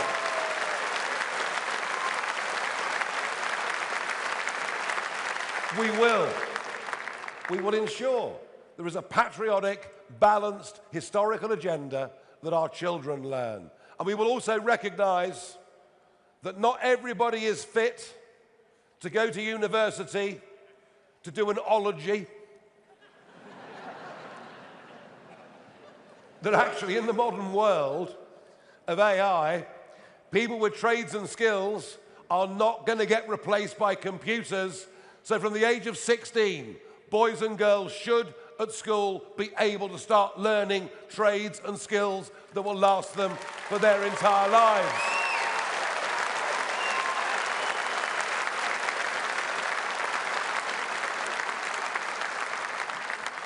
But we have to start making money. The country is going bust. We're caught in a trap where there are many at work who would actually be better off on welfare. And we will have to cut the welfare budget. Not everybody will like it, but, you know, I'm sorry, but mild anxiety, yeah? I mean, after a heavy night out, I have mild anxiety. Well, less so than before. But you can't go on the sick because you've got mild anxiety. But it is an attitudinal change that Britain needs. An attitudinal change to hard work rather than work-life balance. An attitudinal change to the idea of working from home. People aren't more productive working at home. It's a load of nonsense. They're more productive being with other fellow human beings and working as part of a team. I want us to be the champions of have a go Britain. People setting up businesses, people having a go.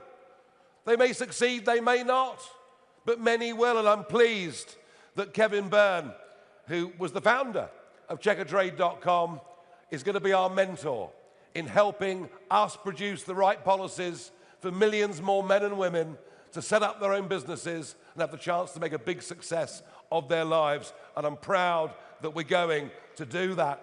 But the Whitehall class don't get it. The Westminster class don't get it. They don't understand hard work. They don't understand business, and we do. And the same goes for tax.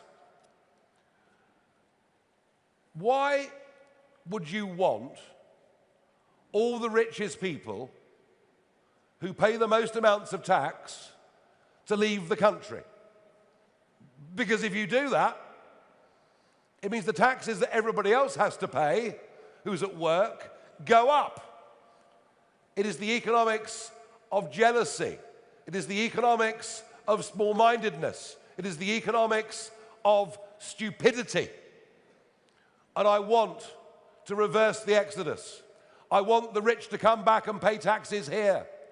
I want to stop young 30-something ambitious people leaving our country. And tax is part of it, but it's not all of it. One of the other reasons people are leaving London in such numbers is because of the near collapse of law and order. And it isn't just London, is it? It's the same in all of our cities. And the academic experts will tell you that crime is falling. Is it hell? Whether it's phone thefts or frauds or sexual assaults or whatever it is, crime is getting worse. And that's why I'm very, very pleased that after all these years of Sadiq Khan, of London becoming lawless, the beginning with our campaign on the 7th of May in the 32 boroughs, but heading on to the London mayoral elections in a couple of years' time, our candidate is going to be vigilante mum Layla Cunningham to bring back law and order to London.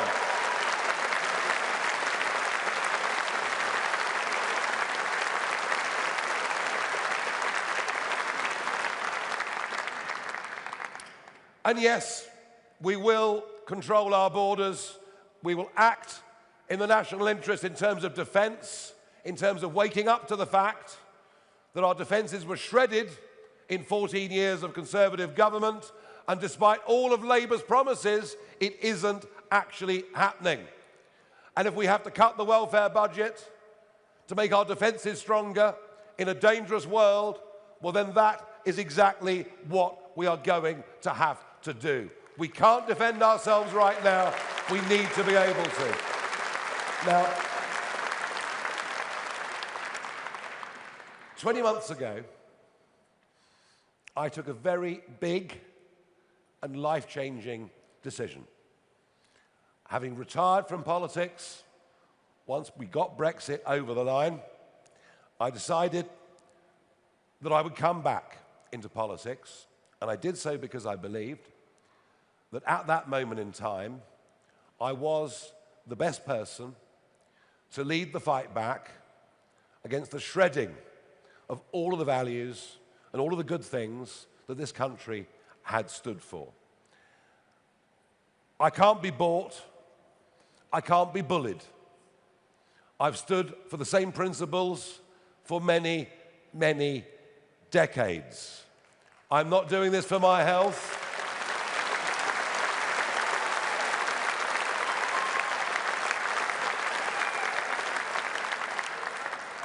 There are many other things in life I could be doing. But 18 months on, I believe even more strongly that I am the right person at this moment in time to lead this vital and historic movement. And I won't get everything right, but I will always lead with courage. If you can survive the snakes in I'm a Celebrity, Get Me Out of Here, you can survive pretty much anything. But of course, the criticism consistently has been, you're not ready for the election because you're a one-man band. Well, that is all changing, and it's changed rapidly. Whilst we've had in the existing team talent, hard work, ability, and life experience, what we've lacked is experience in number 10. What we've lacked is experience in government. What we've lacked is long-term experience in Parliament. And that is why Nadine Dorries, Jake Berry, Nadeem Zahawi, Danny Kruger, Andrew Rosendahl, Robert Jenrick and Suella Braverman are very welcome in our camp, and we're delighted to see many of you here today.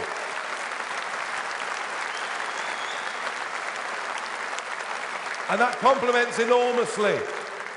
That complements enormously what myself and David Bull, Zia Youssef, Richard Tice, Sarah Pochin, and of course, Lee Anderson have been doing already. Anyone from the outside can see we're now beginning to actually build a team of people. And I will also go on encouraging those from outside politics with expertise to join us.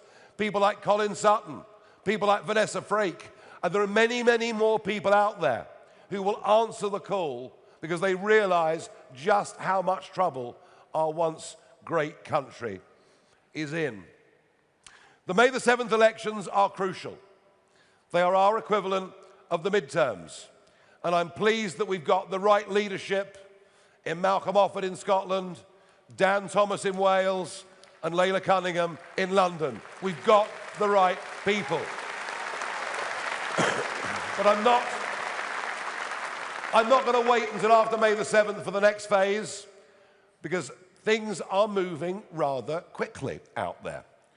I will, within the next few days, start to unveil the first people who will act as our spokesman and act as our shadow cabinet ministers. That is coming in just a few days' time and will represent yet more maturity for our party. And I'm looking forward to that, very, very much indeed. I said here in September that I thought the general election would happen in 2027. Well, of course, I was mocked and ridiculed. I'm always mocked and ridiculed. Well, I stand by that, but it could come more quickly. This whole thing could just unravel. Starmer goes, the party moves to the hard left, there's a further exodus of capital and people from the country, the bond markets lose confidence. I know Andy Burnham and the others say, we're not worried about the bond market. Well, you may not be worried about the bond market, but the bond market's worried about you. So as of 3 o'clock today, on our website, reformparty.uk, as of 3 o'clock today, I have opened the lists for people to apply to be general election candidates for this party. And I do today put this party on a general election war footing. We will make sure that when it comes, whenever it is, that we are ready in every way to fight and to win that election.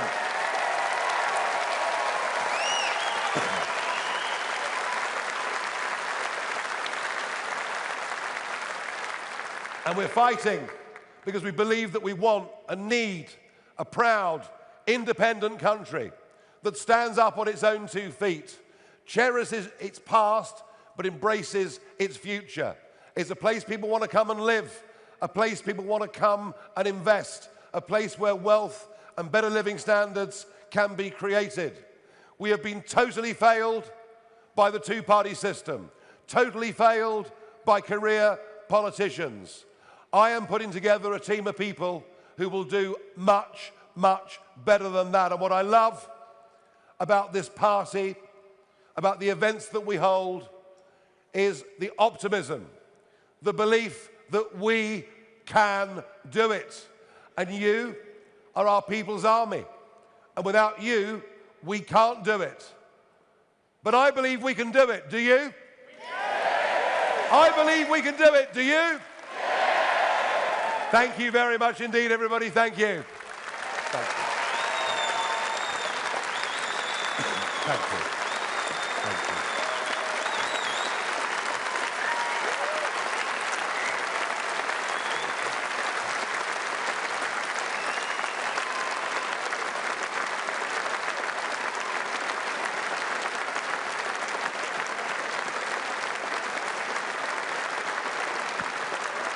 Okay, now, you're now all part of a very large press conference. So behave. First up is Catherine Foster from GB News.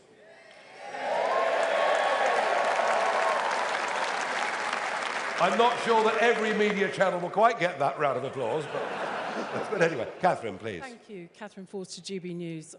Obviously, chaos in Downing Street, the Prime Minister's position very precarious. You've talked about the national interest. What do you think the Prime Minister should do in the national interest? Should he resign now or in the coming weeks?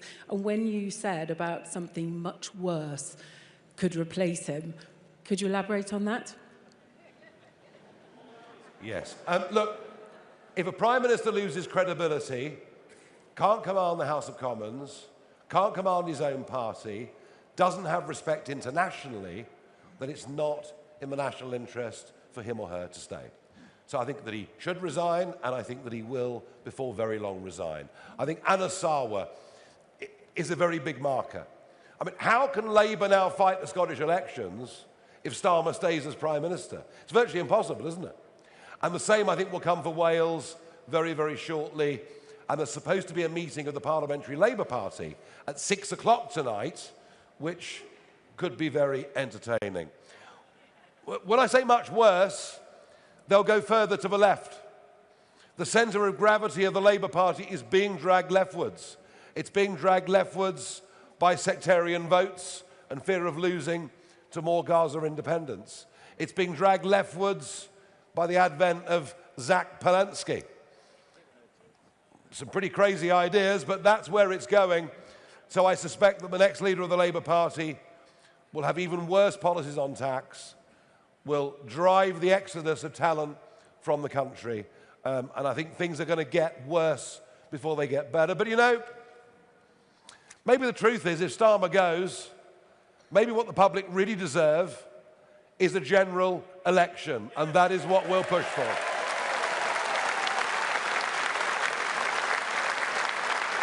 Okay, moving on. Eddie Price, BBC News.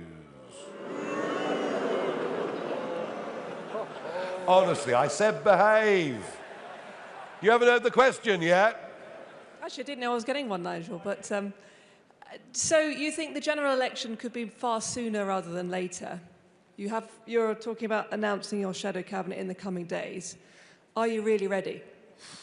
Well, we're only really we've really only been properly in gear for the last 18, 20 months. What we've achieved in that short space of time is truly remarkable. But it's rather like building a company. The first 25% takes a long time, and then once you've got things moving, things slip into gear very quickly. I said a couple of weeks ago we were 50% prepared. I would argue within a month or 2 months, we will genuinely be ready. Certainly more ready than all of the others. And is it an enormous challenge? Yes. But we've managed to maintain a great sense of spirit, optimism, and team unity. We will be ready, and I'm not sure the general election will come voluntarily. I just think there is an outside possibility that over the summer months, there is some kind of economic market meltdown that brings an early election. So I'm still sticking with it's probably 27, but the chances of it being 26 have gone up considerably in the last 48 hours. Thank you. Sorry. Rob Mayer from BBC Midlands Today. Hello. Hi, welcome again to the West Midlands. Rob Mayer, BBC Midlands Today. I mean, you had tremendous success in this part of the world at the local elections in May last year. Your key promises were to reduce waste and cut tax. So what do you say to voters who might be feeling let down in places like Staffordshire, Warwickshire, where council tax is going up, and in Worcestershire, where one of your councillors, David Taylor, actually resigned over the weekend over plans to raise council tax by nearly 10%? Well, Worcestershire's a total basket case. You know that. I know that. It's on the edge of bankruptcy. We are not in majority control in Worcestershire, so I take that out of the equation. But if we want to talk about Staffordshire, we want to talk about Warwickshire, first point, never once did I say we'd cut council tax. Never once.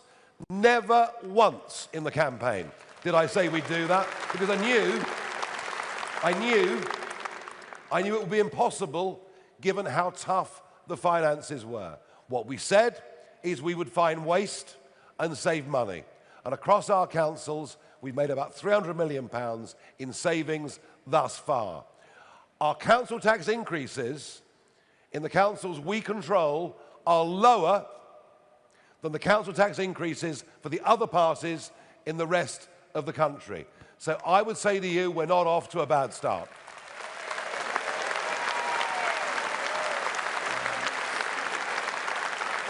Okay, Lewis Warner, ITV News Central.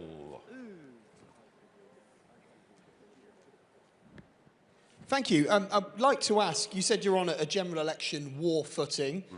If the Prime Minister does resign in the coming days, would you call on that next Labour leader to call a general election? Are you ready for that? And if so, why should they? Because some of the MPs sitting opposite here didn't call a by-election when they defected. No, they didn't. You're right. And of the last 200 and something MP defections, only 2 have ever occasioned by-elections. I just think legitimacy of prime ministers.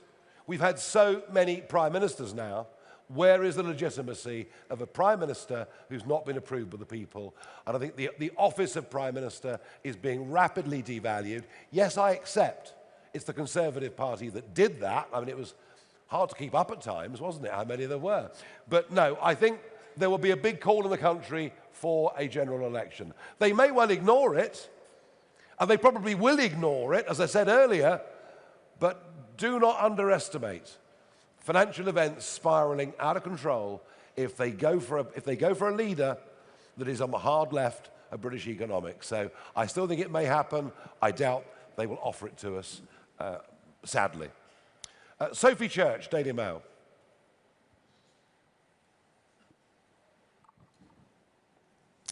Thanks, Nigel. So if you are to succeed at the next general election, how will you host sensible, productive conversations with the civil service, given you've said you'll slash numbers, and in response, civil servants have said they'll revolt? Well, we've had civil servants saying that they're suffering through emotional trauma at the prospects of a reform government. Well, that sounds like the first cost cuttings are going to be quite easy, doesn't it, really?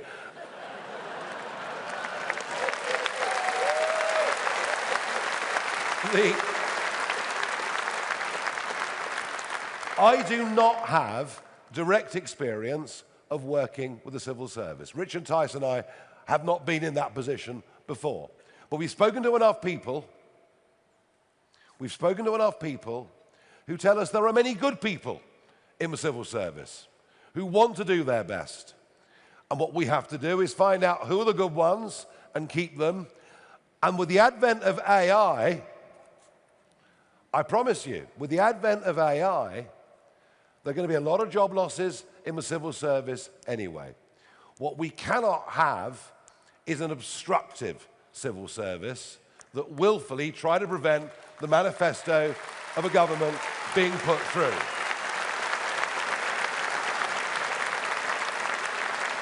And to a very large extent, that is what Danny Kruger has come into the party to do, to prepare us for government, to work out what executive powers we do have or don't have, and make sure we make the right choices. I mean, it's the same with the House of Lords. That's another potential obstruction to what we need to do. So I understand the question, we are thinking about it, and we are working on it. Geneviève from the Daily Telegraph. Hi, Nigel.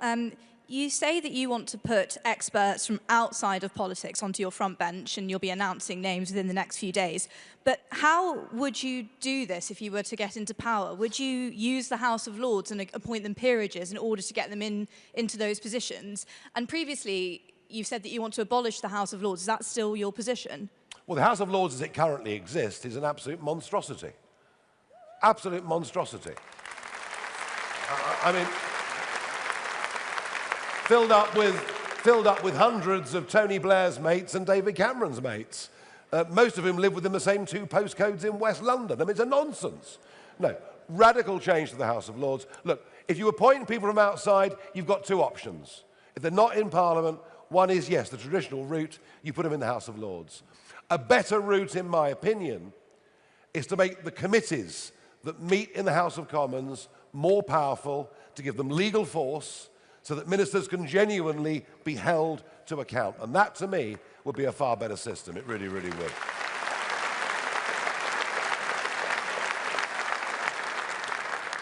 Sophie from the Daily Mirror. Hi, thanks, Nigel. So last year, one of your new MPs, Robert Jenrick, complained about visiting Handsworth in Birmingham, where he said he didn't see another white face when he was speaking about integration. Do you think the best way to assess whether an area is integrated is by the number of white people in it? Thank you. No, it's by, do people speak the same language? Do kids play together in the street? Is there a sense of commonality, and is there a sense of community? And I think there is a feeling in too many areas of excessive levels of immigration, regardless of geography, ethnicity. Actually, we finished up with desperately divided societies, and that's the fault of irresponsible immigration policies. Simple as that. Right, now, can I ask Richard and the other MPs to join me, please, now on the stage?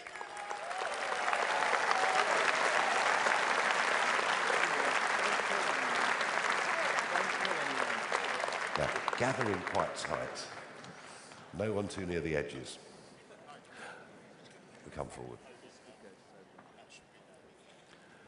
Come in.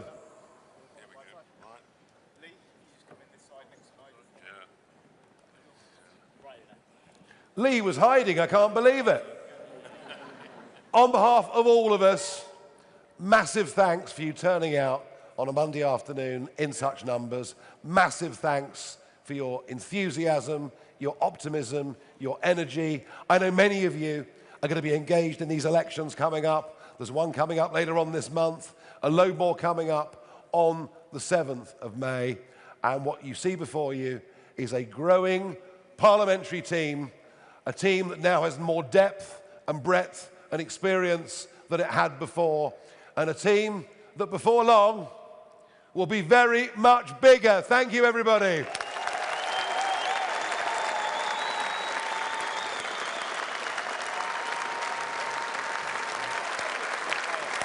It's all right.